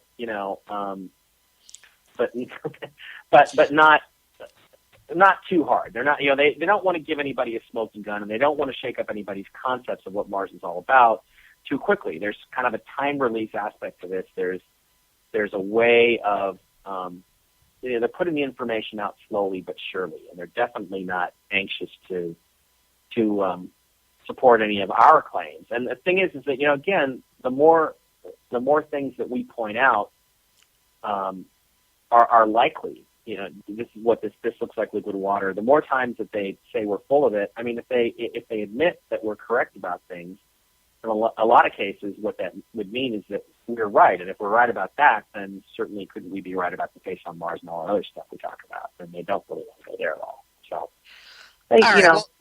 Here's the $1 million question. Here's the $1 million question. So if they believe that there was some kind of civilization on Mars, at some point in time, then why go to Mars if they're just going to try to avoid everything? I mean, what's the point? Well, because they want to know, and they need to know, and they need to find out things that they don't know, and they need to find out what they think versus, or what they've been told versus what the reality is. So they have to go there and they have to do the exploring. They have to do it in a way that doesn't blow things and doesn't give us too much ammunition. So they're trying to kind of really walk a very fine line here. And I got to be honest, they've done a really pretty good job of it so far. So that's what the plan is. That's how it goes. And also there's another aspect of it, which is almost religious, in the sense that they do have to let the truth out there. In other words, they have to show us stuff. That doesn't mean they have to acknowledge it or they have to admit to it, but they do put stuff out there and kind of just leave it to us to figure out what it is, but they're never going to admit that it's what we're saying. They're never going to admit, that's a case metal object, or that's a wrench, or whatever it might be. So it's a thing where they're letting the information out, but they're not admitting what they're doing. So they do want it out there, but they only want it out there in a very limited way. And as long as they can have plausible deniability about it, that's what they're trying to figure out. It just makes my head spin. Yeah, your head is spinning. Try being in this for 20 years, 15 years, like I have. It's a nightmare. I'll bet. Has anybody else gone to Mars, or are there plans for other countries to go to Mars? Yeah, the European Space Agency has gone to Mars, and they've taken some very fascinating images of the face in Cydonia, and it has supported the stuff that we've argued all along. And also the other interesting thing about them is that what they've what they found is what their images show is a little bit different than what the NASA images show. And what that implies to me is that NASA has done a little bit of photoshopping on a lot of the data that they've put out. Again, they're going to give us some of the information, but they're not ever going to give us the smoking gun. So it really fits with that. I don't know, that, you know, it really kind of fits with that aspect, or that the way they're doing things. I think is that they're definitely trying to only give us a certain amount of information, not all the information. But it sounds like Europe is kind of doing the same thing. But here, what about this? So in the European pictures, is it still red? It is red, but here's the difference. The Europeans don't have any rovers on the surface. We're the only ones that have ever been to the surface. And as a result, we're the ones who are altering the pictures from the surface. Can't tell what the color of the sky is from orbit. And it's just not that easy to do. So, again, the pictures are made red because that's what everybody expects. But I'm talking about actually photographs of the sky from the surface. So far, we're the only ones who put anything on the surface of Mars. Okay. And so I guess you can't get more details. Well, no, you can't. I can't tell you what their images would show, whether they would have blue sky or red sky, because they've never sent a probe to the surface Right. to take the pictures from the surface, whereas NASA has. Well, we need to get other stuff there, or other people need to go Yeah. there. Other people definitely need to get stuff there. That's for sure. So do you think that there is currently life on Mars, even if it's underground? Yeah, They're possible? There is microbial life there. The test came back. There was the label release experiments from NASA in the 1970s. Again, Dr. Gil Levin, the guy who was at JPL, where they turned all the monitors over to the red.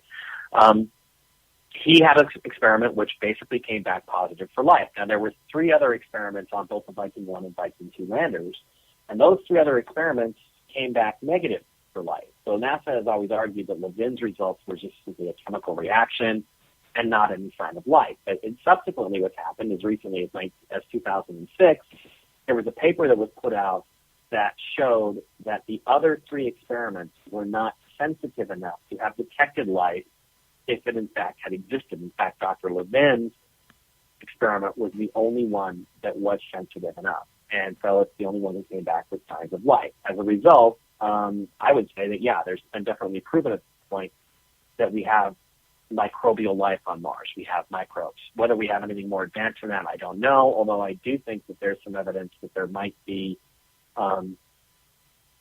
actually be some of the machines, some of the machinery may still be running. It may still be actually working down there. But again, at this point, don't know that for sure. Can't prove it, and the only way we're going to find out is if we go to Mars and start looking around. Yeah, but that won't ever happen anytime soon. Probably not anytime soon. All right.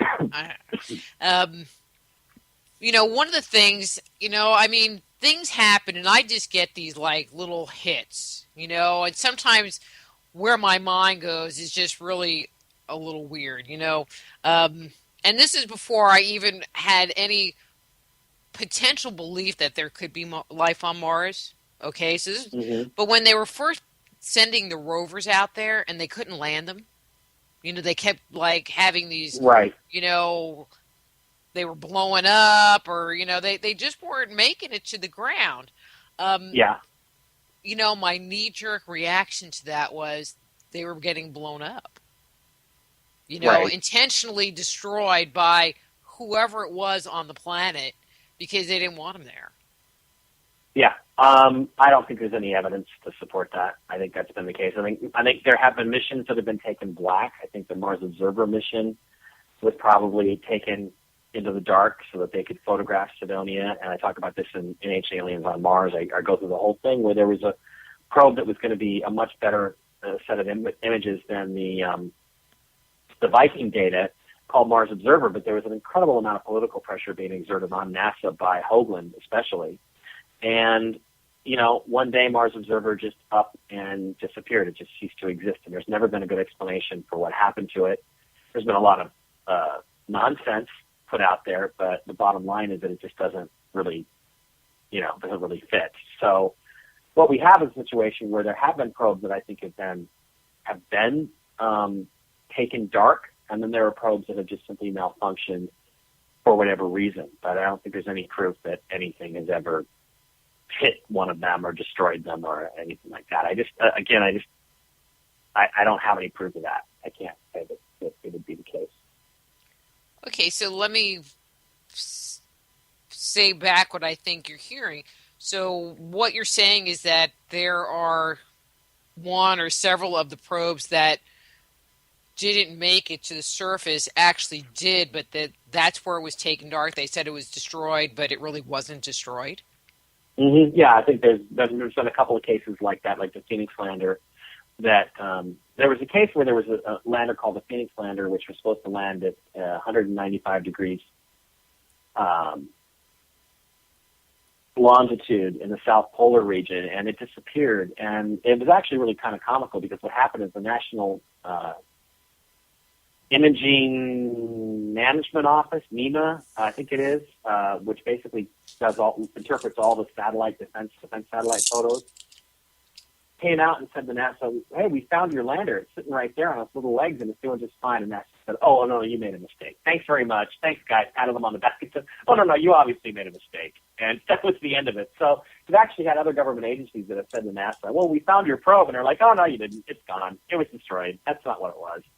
So, these things have happened, and it's just part and parcel of the process and the cover-up. So I think occasionally they'll send a probe there to do something so they can actually they'll claim it's lost so they can actually get kind of an early, they want to know what they're going to find before they release them to the public.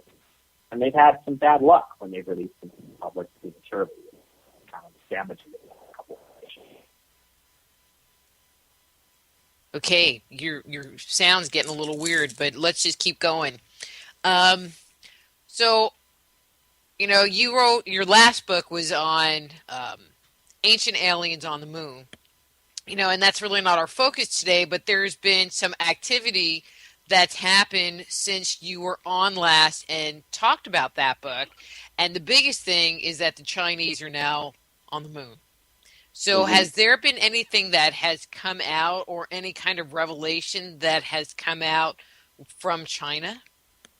Well, not really, but what they've done is they've released very few images. What they have released has been very low resolution, not anywhere near the resolution capabilities of the camera. So that's been kind of a problem. But one of the things that's very interesting that I will talk about is that one of the images that was released was really interesting because it fit with another model that I've been working on with Ancient Aliens on the Moon. In Ancient Aliens on the Moon, I discussed the fact that the lunar surface is not this boring, dull, gray color like NASA has always convinced us it was. It, in fact, is a very, very bright, colorful surface. And what's going on is that there's these glass structures, like glass towers, miles high over the surface of the moon. And glass actually makes a very effective meteor shield because of the fact that it is, when it's made in the lunar vacuum, it's actually stronger than steel. And so when light passes through glass, these layers and layers of glass act like a prism, and they slow the light down and shift it into the red. And so what you get then, if that model is correct, what you should get pink and purple and red and blue and lavender and all the different colors of the rainbow, right down to the pastels, on the surface of the moon.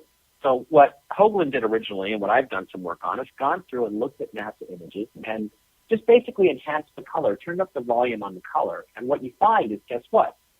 Pink and red and green and blue and all these different bright colors, because all this light is being scattered through these gigantic structures above the surface of the moon. There's even Alan Bean, who was the fourth man to walk on the surface of the moon, became a painter after he got back, and he painted self-portraits of himself on the moon, and he did them initially in the sort of the NASA gray, but he was really unhappy with them and never satisfied with them. And so what he did is he started doing different different versions of these. And when he did that, he started painting more and more of these pinks and blues and purples and greens and all this stuff. So that's what you would expect if the model was correct. Well, lo and behold, the few images they did release, there wasn't really anything interesting around the landing site. So when you take those images, you can see that they're very colorful. When you tweak the color just a little bit, and I'm not saying change the colors, I'm saying just like enhance the colors that are already there, you again get these pinks, and greens, purples, and blues, and all these different colors. And to me, that was a really interesting piece of information because it really supported the model that Hoagland had come up with, that these glass towers, these glass structures actually do exist over the lunar surface. So do you think they're just not releasing good quality images? Or, I mean, I it's like they go do this stuff, and then it's kind of like, okay, and the scientific community, we're going to give you this piece of crap. It's like they went there for their own purposes. They are a communist country. They are inherently secretive. And, I think that, if we see anything, it's going to be heavily censored. And, I don't expect much of anything in terms of detail. But I think one of the things we can do is we can do things like that. We can work with the color, and we can say, well, wow, this is really interesting because it does support our previous model, because you do see all these different colors of the rainbow on the surface of the moon, which you would not expect. But that's pretty cool. And so I'm looking at the clock, and we have about 7 minutes. So let's say I wanted to go and look at pictures of Mars, like the ones that are in Ancient Aliens on Mars, or pictures of the moons, like the ones that are in Ancient Aliens on the Moons. That is available on Amazon.com or BarnesandNoble.com, or in a Kindle and Nook version. Anyway, right. But if I wanted to go look at some of these images, is there kind of a website clearinghouse of somebody that has kind of collected them together that people can go look at them? Yes, there is. You can go to my blog, which is MikeBarra.blogspot.com, and that's B-A-R-A, just one R. So just go to MikeBarra.blogspot.com. And at the top there's the usual tabs. Click on Photos, and when you click on Photos, it says right at the top, note all the images from my books, Ancient Aliens on the Moon and Ancient Aliens on Mars, are available for viewing on my Picasa web album. And you click on either one of the books or click on the words Picasa web album, and it'll take you click on the word Picasa web album, it'll take you right to the web album where I have all the images in full color, high resolution. And you can take a look at all of them right there. So Ancient Aliens on the Moon, Ancient Aliens on Mars. There's 224 photos from Ancient Aliens on Mars there. And the difference between them and what's in the book is that a lot of the stuff in the book has to be reduced to just grayscale, almost black and white, whereas you get all the full color versions and full-size versions of the images. I think they're divided up by chapter also, right there. And you can see all these pictures and see the things we're talking about. I've got some great comparisons of the blue sky of NASA versus the red sky of NASA versus the blue sky of Mars, what it really looks like. And all that stuff's right there. And you can see all the things that are actually talked about in the book in very high detail. I must have been psychic momenting you, because I totally forgot that you had all those pictures on your webpage. Oh, I thought you were setting me up. I thought you were setting me up. No, but that was a great one, wasn't it? Yeah, it was. It was perfect. So, you can see the DNM pyramid, and you can see the face, and you can see these Giza-sized tetrahedral pyramids on the surface of Mars, and you can see all kinds of cool stuff. So it's right there. It's all right there. Mm-hmm. I have to tell you, I think one image that I saw that I found, after the face, extremely compelling, was what it looked like, and I can only say what it looked like, was a statue of Ramses carved into the side of a mountain. Yeah. I've seen that. It's not in the book. The reason it's not in the book is because there's nothing else around it in that image that looks artificial. In other words, you've got all this natural stuff, and you've got this Ramses statue. And frankly, I think it's probably some natural erosion. In other words, it has to be in context. There has to be other if the face on Mars were just sitting there by itself, and there was no DNM pyramid around it, and there was no city, and there was no fortress, and there was no Tholus, and there were not all these other objects that were distinctly artificial looking around it, you could say it's just a kind of a trick of light and shadow. It's not really anything, it really is just sort of a random natural feature. But the fact that there's all this other stuff around it, to me, is a strong indication that there is something artificial going on there. Whereas with that Ramses statue, it looks kind of like that, but in reality, there's nothing else around that on that image that looks artificial or unnatural. Everything looks to me like it's just straight up natural stuff. So I kind of, again, and I kind of go with, I have to have evidence to go to a conclusion. Once I reach a tipping point, I'll just jump right off that cliff. But I have to get there first, and in that case, I couldn't get there. And that's cool. Like I said, I just saw that image, and the first thing that came to me was like, God, it looks like one of those images of Ramses. Right, and if there was a lot of other stuff around it that looked like it could be part of some civilization or something, I'd be more inclined to believe it. But at this point, I'm kind of like, there's nothing else there in that image. Just all right. That's why it's important to have context and then to give the image numbers out to people when you find something, because you want to do the test and you want to look at everything else around the area. Well, in today's day and age, it's like you don't even know if what you're looking at has been photoshopped by somebody, and they're like, "Hey, look at this." Yeah, it's again, that's why you need the original source data so you can look at it yourself. Yeah. Okay, so Mike, remind everybody about your new series. Okay, it's called Uncovering Aliens. It was already shown on the Animal Planet Network and on the Science Network. However, there's some new showings coming up in a week or two on Destination America channel, which is another Discovery-owned station. It's called, again, Uncovering Aliens. It stars me and Maureen Ellsbury and Daryl Sims and Stephen Jones. And it's a great program, a reality show about investigating some UFO stuff, and we found some really extraordinarily interesting things, which you will see in the show. So keep your eyes out for it, and I'll have a posting up on Twitter, Facebook, and on my blog when I know what the air dates are for sure for the Destination America Network. Hey, do you know if they put it into the shows on demand? No, at this time it's not there. Bummer. But it probably will be, and hopefully we'll be making new episodes really soon. That would be good. I could make my weird alien space sound, even though it sounds like my ghost sound, but it's a good one. In the background, no one would notice. Woo! Does that sound like, and I can get a little tin pan. Woo! Okay, never mind. I'm just moving along. Really, really cool, Rita. And your books?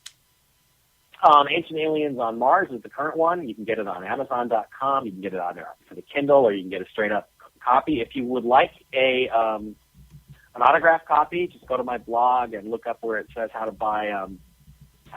get an autographed copy. You buy it, you ship it to my mailbox, I go get it, I sign it, and I ship it back to you for $25. Ancient Aliens on Mars, Ancient Aliens on the Moon is also available, and The Choice, which was my second book, which is about hyperdimensional physics and the reality of 3D in the 2012 era we're in. And then there's Dark Mission, which I wrote with Richard Hoagland, which is the big, massive Bible of conspiracy theories around space and NASA and Mars and the Moon, and has all the political background. Great. Well, the music is coming up, so we need to go. So thanks, Mike. Great conversation. Nice having you on. Keep writing so I can keep having you back. Okay, Rita, I will keep writing. Thanks for having me. Thank you. And I will talk to you again later. Okay, bye-bye. All right, bye. That's Mike Barra. His book is Ancient Aliens on Mars, Ancient Aliens on the Moon. Lots of stuff. Check out his blog, MikeBarrablogspot.com. And next week, we're keeping up the thought. We have James Carman coming on talking about alien contact and the government cover-up. And in the second hour, we have Avery Morrow coming on talking about Lost Chronicles of Ancient Japan.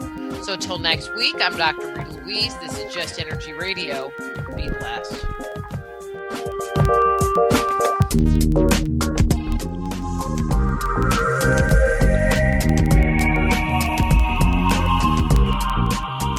Join host Dr. Rita Louise each week at this time for Just Energy Radio.